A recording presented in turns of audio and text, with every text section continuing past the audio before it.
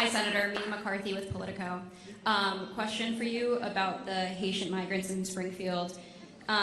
So I know you talked a lot about how we need to deport illegal aliens, but I wanted to ask you, the majority of the Haitians in Springfield came under TPS, so they are here legally. And I know you've expressed a lot of your issues with the TPS program and wanting to change that under a Trump-Vance administration. But I guess my question for you is, if you become the vice president under a Trump administration, what will you guys do about the migrants that are already there, since they did arrive legally? And a follow-up to that, if you plan to deport them, how would you do that legally? We'll have the answer to that question after this. If you want the latest videos featuring awkward, creepy JD Vance being awkward and creepy, hit that like button, hit that subscribe button, and ringling that dingling bell so you get notifications when such videos drop. And before we get to this video, let's just have a little bit of a discussion here about JD Vance. He's a strange character, isn't he? Perhaps, I thought that Ron DeSantis was the most awkward politician to come down the pike. But he really, JD Vance takes it to an entirely another level. But he's also quite dangerous, and you'll see that in this clip. Well, look, this is a media and Kamala Harris fact check that I want to clarify and clear up right now. And here's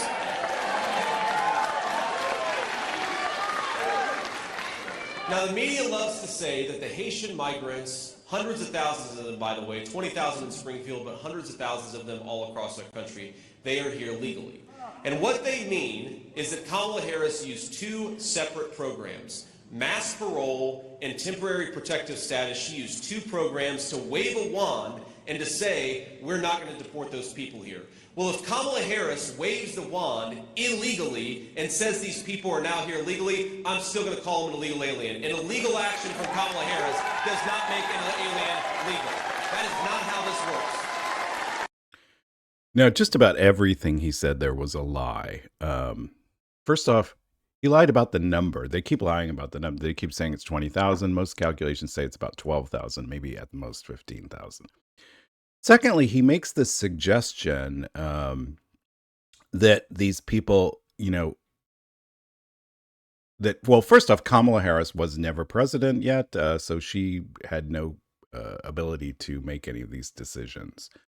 Secondly, he acts as if somehow this happened after these people were here. These are people who got here via what's called temporary protected status. This is one of the highest levels of protection. This is people we want in this country because they're not safe anywhere else.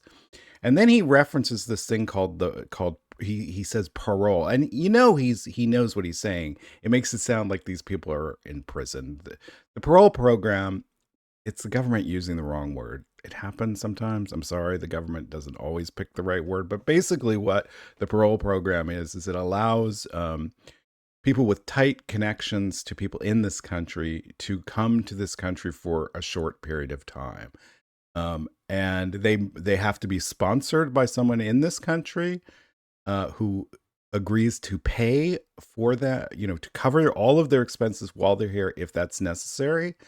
And they have to be vetted in an extreme background check. So while he's implying that these people are, prisoners or something, they're actually people that have passed, that have had people stand up for them in a way that many of us out there couldn't get. So could you get someone to agree to pay for you for the next 2 years? And these cannot be minors. So that's not a child asking for that. These are adults. They have to be over 18.